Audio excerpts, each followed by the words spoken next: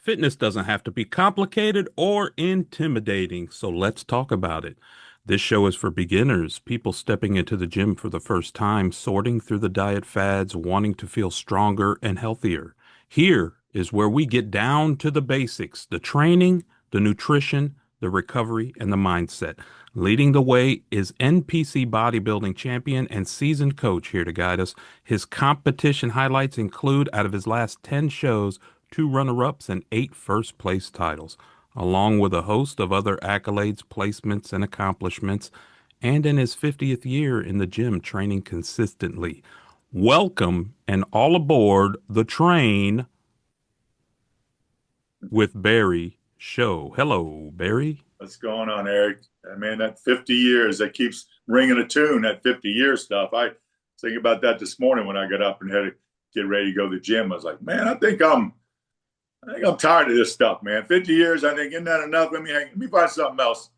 Let's go play golf or do something I enjoy doing. I can't, Play some golf, go to the man, track. every day going to the gym over and over and over again gets to be 50 years. I don't know if I can make another 50. And you owned one, didn't you? Yeah, I've owned 4 gyms in my day. I started in '85. Owned it. We have had a Joel's Gym franchise, the first one in Georgia, and then from that, owned a personal training studio for 11 years in Buckhead. Pretty popular little location we had there. I hated that when I moved to Jacksonville. More of a family thing, but I hated it. That was tough to go. I had 45 clients, and hardest thing I ever did in my life. Honest to goodness, to tell these goodbye to these people. I actually couldn't even had this huge party and everyone got up to speak and I'm over there trying to hold back tears and then they're like at the end, all right, let's bring Barry up here to speak and I'm like, that ain't happening. Dang, old Softy Barry is going to Oh turn the my God, that's what waterworks on. they'd have found the marshmallow in me then. Oh my And gosh. Mr. Hennessy, who owned Hennessy Jaguar and Range Rover and all that up in Atlanta, a really good client of mine. He looked over and he kind of saw that look on my face. He's like, he got up, he said, I think I can speak on Barry's behalf. And best thing that ever happened because I had no chance to. He had to save you. I couldn't do it. I mean, as much as I wanted to, but I couldn't. Things I wanted to say and just tell everybody how much I appreciated it. Yeah, it wasn't going to work. Then I bought a gym when I came to Atlantic Beach and I had another gym. But a little tougher nowadays. I kind of like just doing what I'm doing, which is a little bit of my personal training and still just doing what we're doing here on this show, trying to spread a little bit of the word and put it out there and just, share the knowledge. I think about it all the time about, which I've said before, all the different people that I've had in my life that have made a difference, helped me get, I just picked their brains all the time. Just never was afraid to ask anybody that was at a higher level or somebody I admired or saw something I liked that I would ask them how and why and just kind of went with it from there. So speaking of picking the brain, if you don't mind. Yeah. Well, if you don't mind. Okay, I weighed in this morning and I'm at 231. Right. How often should I weigh in? Once a week? Yeah, you know what? We talked about that. I'm not a scale guy. I might weigh in, I don't know, every few months. I don't really think about it. Okay.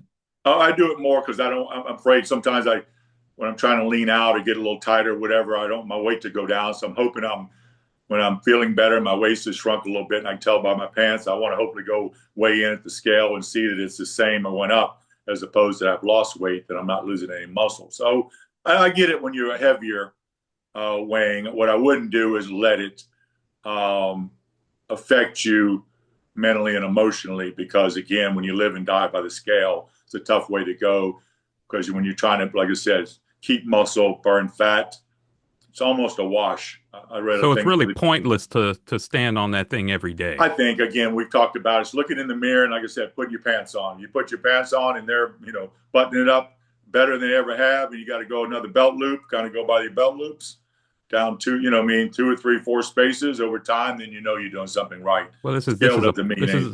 This is a podcast. We don't wear pants, so I'll have to Yeah. find another way. Kind of like the BMI. It's like the BMI index, which is by that for me, I'm obese, morbidly obese. Really?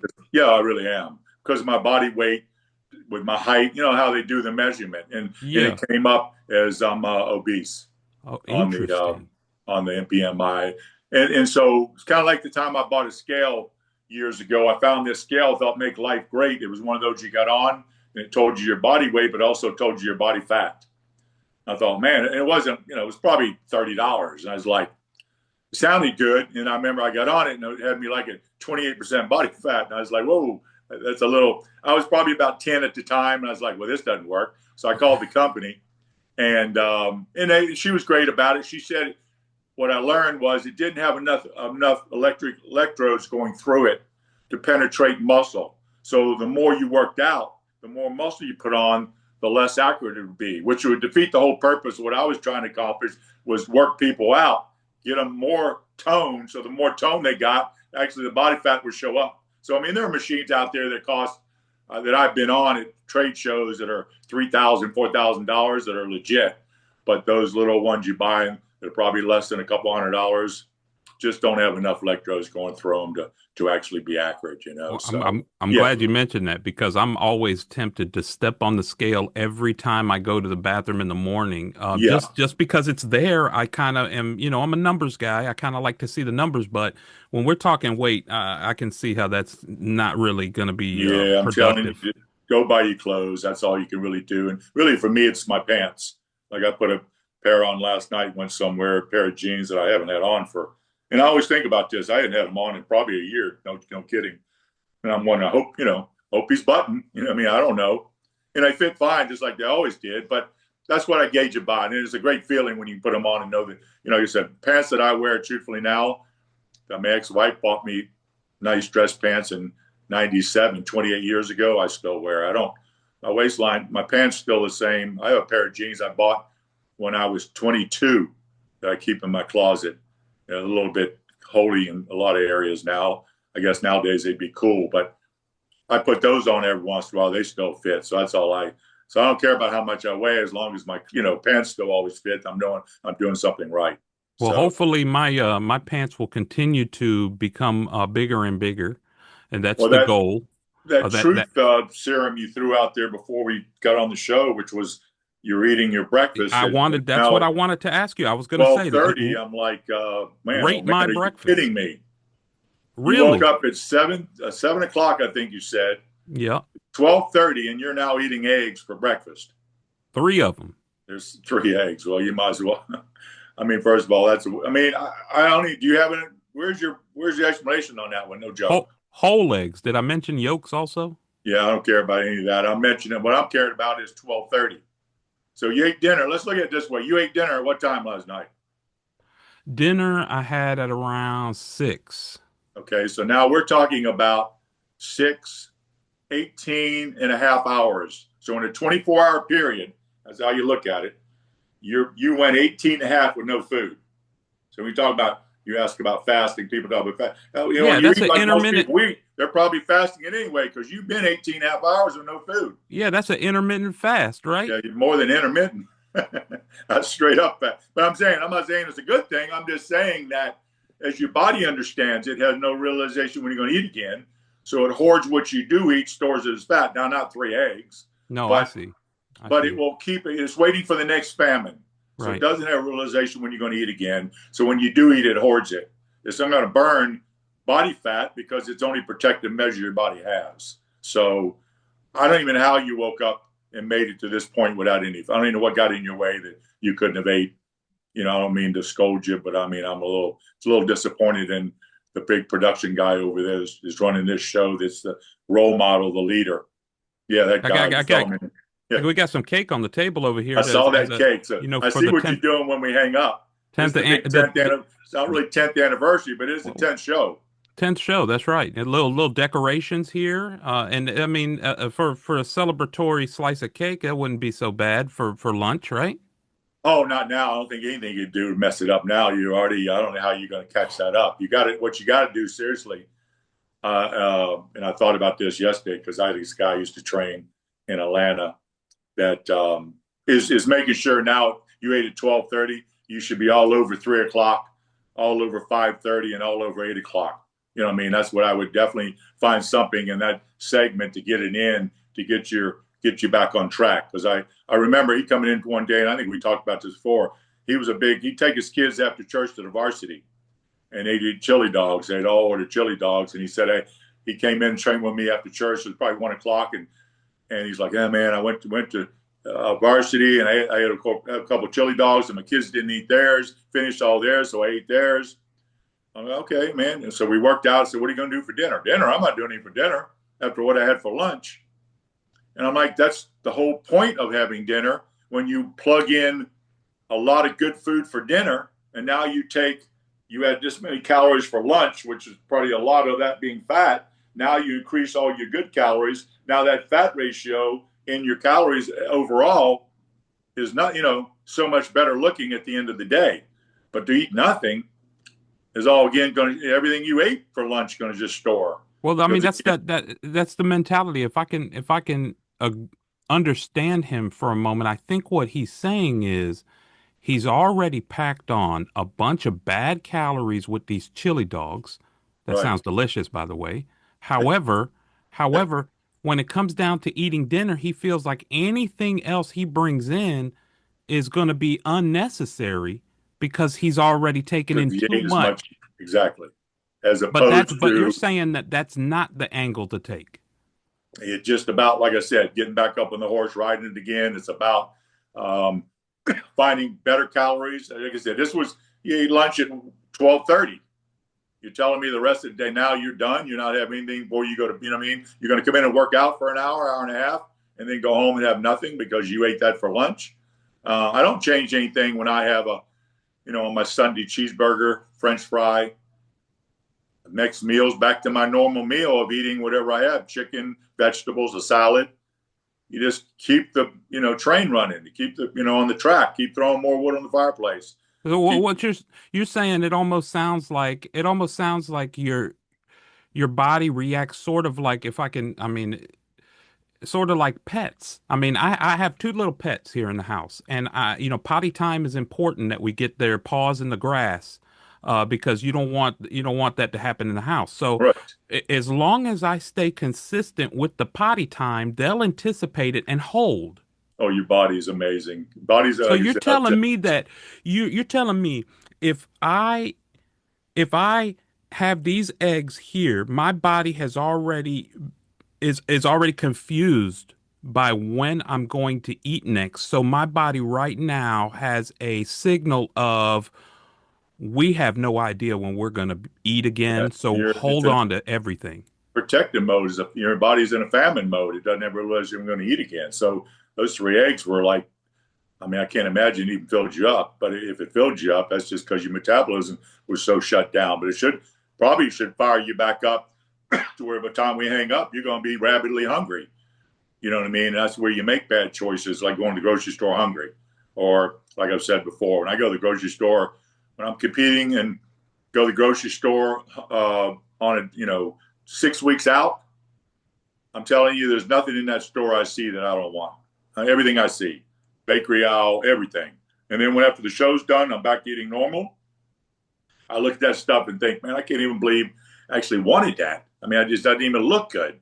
But we only want what we can't have. Number one, that's why I always tell people, don't go home and throw you hear all this great talk or great seminars you go to, and then you go home and want to throw all your junk in the trash because you're going to go back out and buy it again.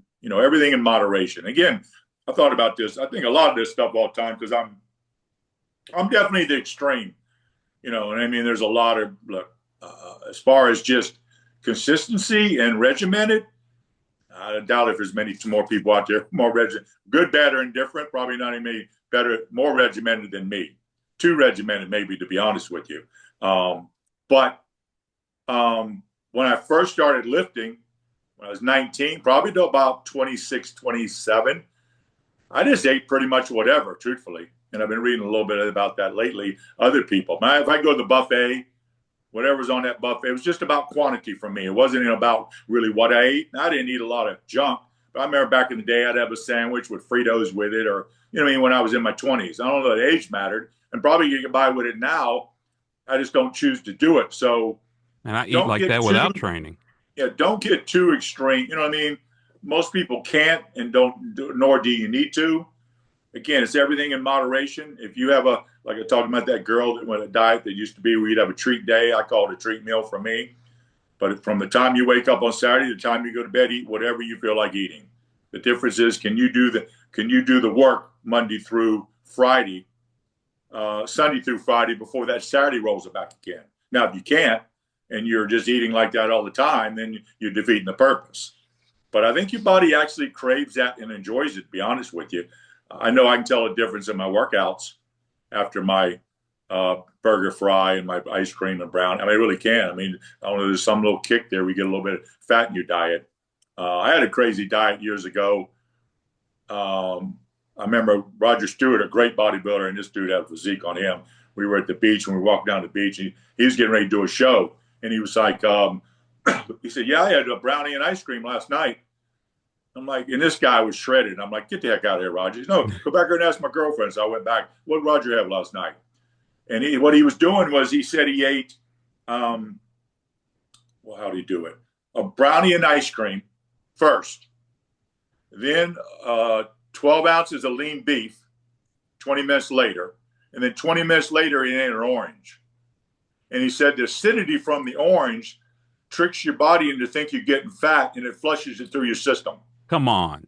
No, I'm being serious now. So, and I'm not, this is a true story. So I'm That's fuck crazy. all that stuff up. I did it for so long. I probably did it for 2 years. No joke. Almost where I got almost too lean. I'm being serious now. And I remember when I went to California to get that license for the Gold's Gym license, there's a nutrition guy out there that Pete Gronkowski hooked me up with. And he had the same concept, not about the brownie and ice cream, but he told me to eat that orange because of the acidity from the orange. Because there was a lady, Jean's Body Tech, who owns Jean's Body Tech in Atlanta. That's probably one of the top training studios ever was around back in that day. And she couldn't eat red meat. And I told her to eat it, and then because her body just couldn't digest it. Have that orange 20 minutes later, and totally changed her whole palate and the way she ate. So something from the acidity from that orange, and I still do it now. Like sometimes if I remember to buy one on my Sunday treat day when I have my ice cream and brownie, 20 minutes later I'll take that orange in. And I do know, That's seriously, incredible. where I normally would be a little bit bloated after eating all that, it flushes. I don't know, it flushes it through my. I'm not near as bloated as I would have been if I didn't have that orange. I So don't know that's one of the tricks, huh? And Roger Stewart, was that his name? Yeah, he was Long hair. Yeah. He had a body on him, man. American Gladiator. Yeah. I was just looking him up. Wow, he's incredible physique. Yeah. But he swore about it. I said, come on, Roger.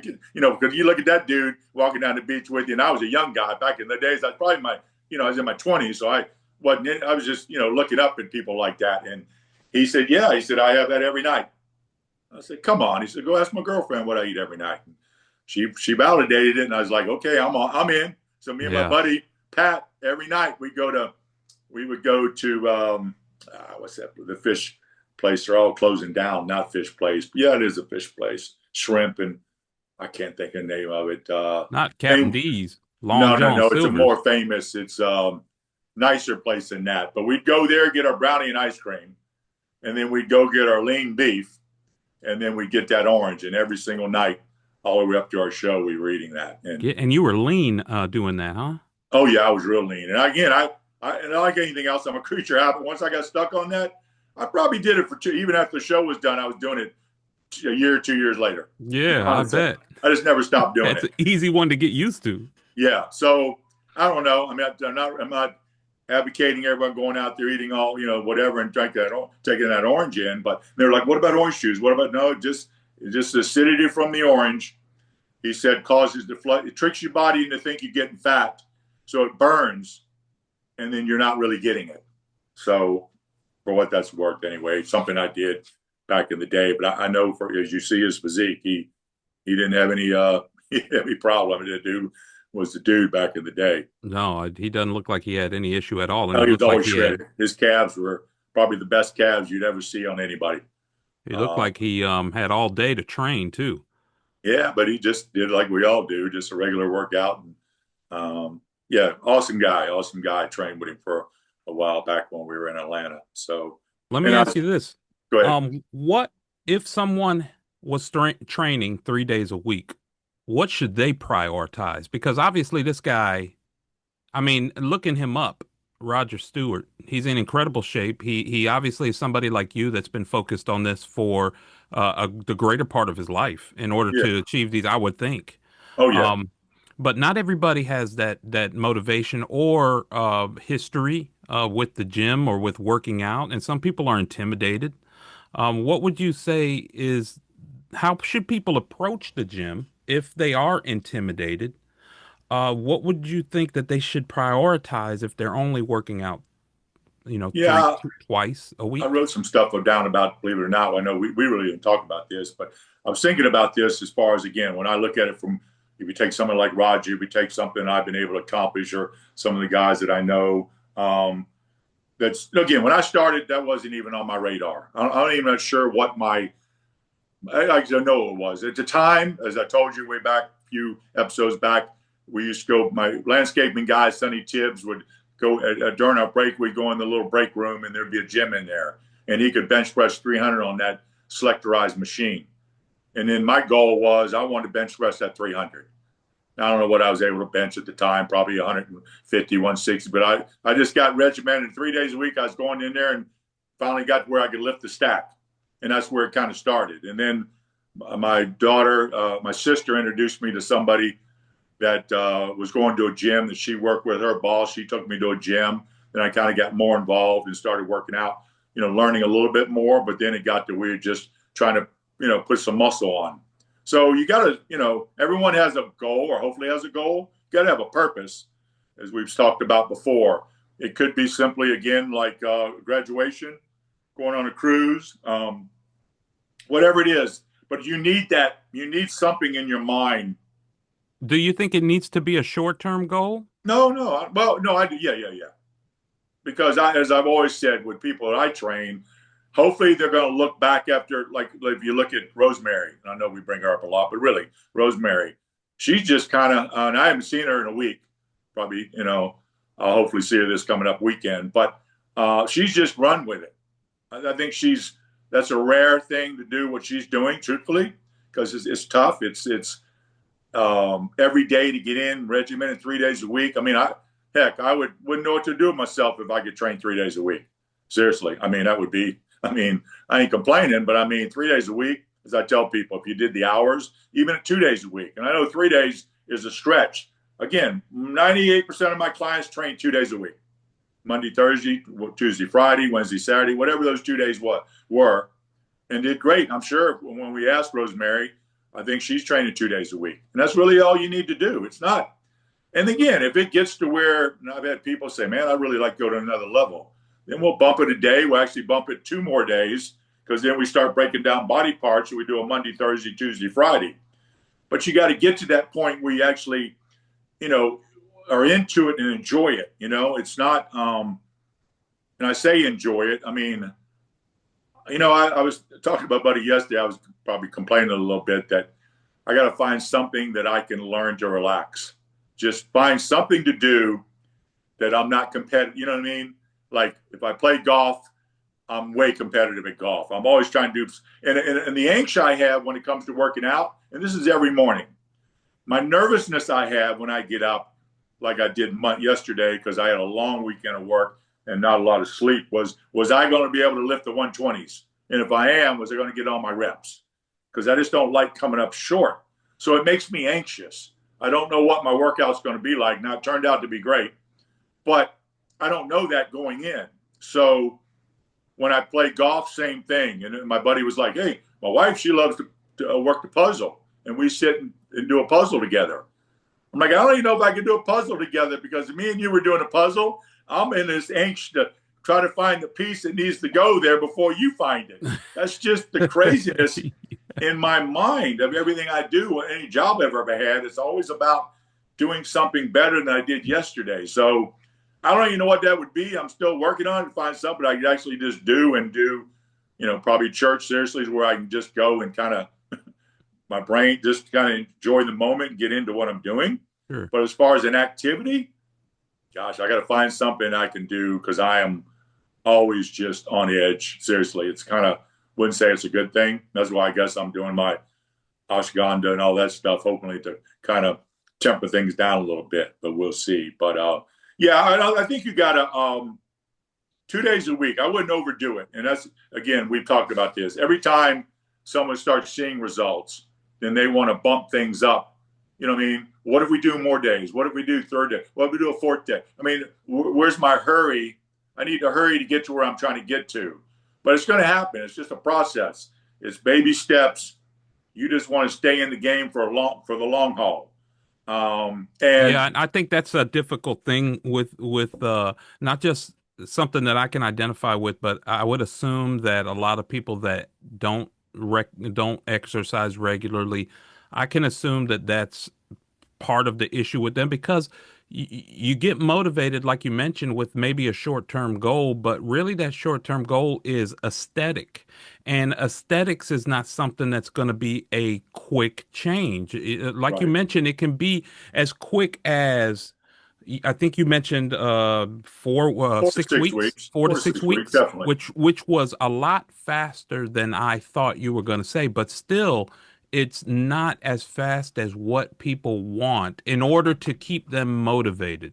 So how would you motivate your clients if their motivation kind of dropped? What would you do to kind of keep them? I mean, is there anything you It's can really easier do? in that avenue. It's easier because they're coming to me already. You know what I mean?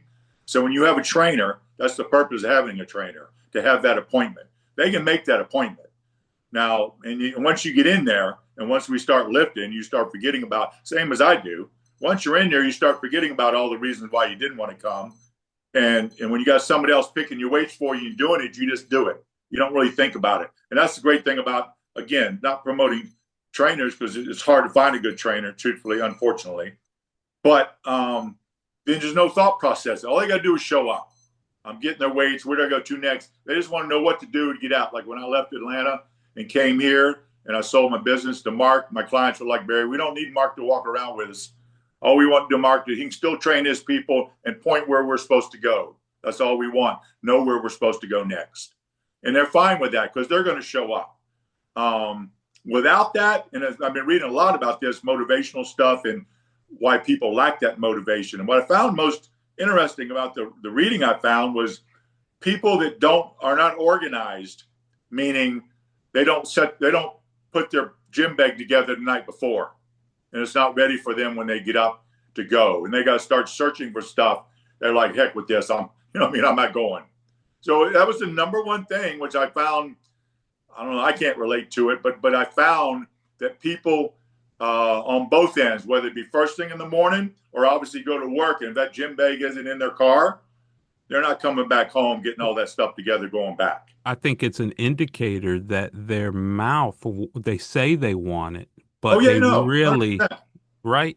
100%. No, that's what it said. It said, in their mind, they're all about it. I mean, they're motivated in a sense, or they have a desire to go, but it's so easy to find excuses on why you don't go. And that was the number one thing they found, was if you can just make sure you have your gym bag together, your music in, everything you need that you're going to the gym with is already packed.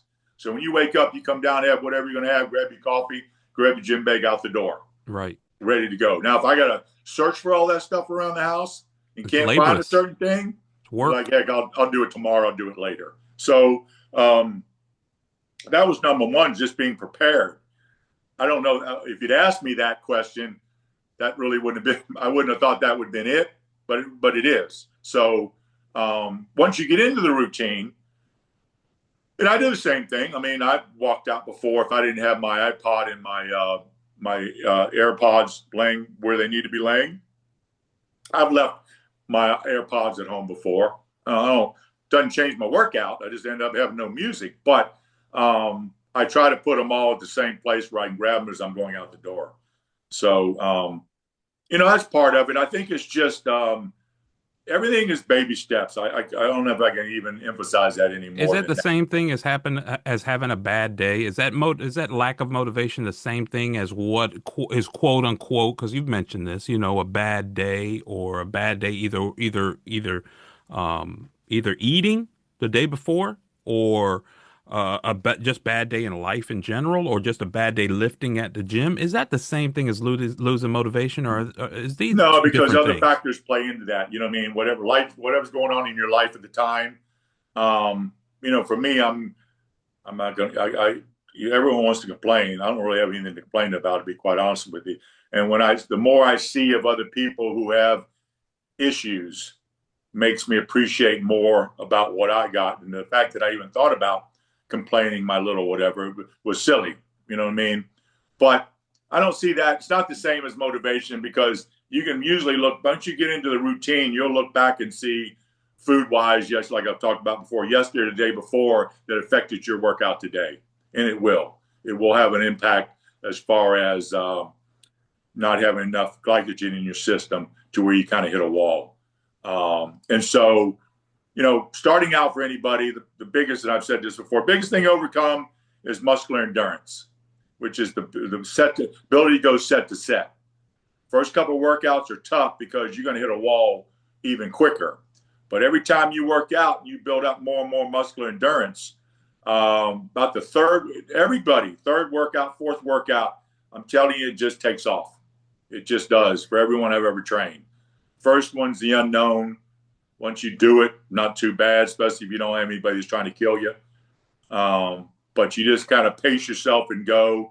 And then hopefully, like I said, doesn't always work this way, that you just kind of look back and you can't even believe from where you started to where you are. And that's kind of how it does. You got to do it in short blocks of little small goals or little small rewards along the way, as opposed to, as they talk, it's like a marathon. If I thought tomorrow I'm going to run a 27-mile marathon, that's a little overwhelming, especially for me. But if you're taking it a mile at a time, and then next thing, it's like riding a bike at the gym. I do this little thing now on my leg day where I'll do a minute of pedaling, then 30 seconds of pedaling hard as I can pedal, then a minute, 30 seconds. And it doesn't sound that just way tougher than I thought it would be. But it's great for after I finish my legs. But that being said, there's times I'll think, man, I got to be 30 seconds. I'll look up and I got 10 to go. But if you have it in a point where no one only got to do 30 seconds, man, I'm just pedaling like a crazy man, because I know for the next minute I get to kind of wind down and my heart rate catch up a little bit, and then pound it for another 30 seconds. So everything has to be done Bite along the size. way, a little Yeah. bite size, just little baby steps to where you kind of don't get overwhelmed or do too much to where you don't like it, and B, injuring yourself is probably the bigger picture. Because I was talking to a guy Sunday. This dude's a big old boy. Looks like he'd be an NFL football player.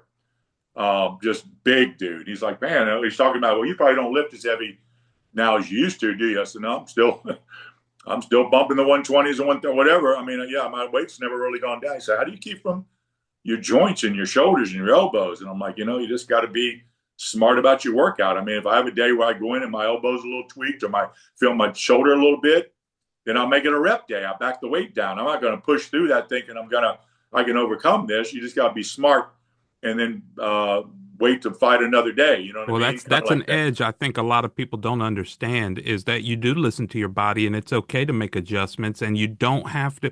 There's things you push through and there's things you don't push through.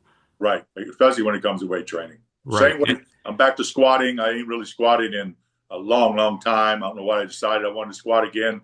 I did not throwing weights out there, but I got up to 275. And if you'd asked me 3 months ago, would I ever squat 275 again? Ain't no friggin' way. I don't even know if I would have wanted to squat 225. So, and as long as it feels good, I'm going to try it now. In my mind, I wouldn't mind squatting 300 if 315. I mean, it's probably the most I'd ever want to mess with. I just don't want to, too many, the risk ain't worth the reward. But the fact is, there's sometimes I'll squat and I'll feel a little tweak in my knee. I go, I'm good. I'm going to back the weight down. I'm going to finish this workout and I'll go to my next exercise. As But I soon ain't as going to you say, as I soon can as you feel overcome. that, I'm not right, moving the weight up. You know what I mean? I'm not right. going to 255 or 275 when I know this thing could go, you know what I mean? There's something there is not right. And I've always been able to do that, learned that along the way. And truthfully, for the way I do lift, and as heavy as I lift day in and day out, week in and week out, year in and year out, I've really been very, very fortunate to not be injured, to be honest with you. I mean, What's I've your had a favorite little. What's your favorite body part to train?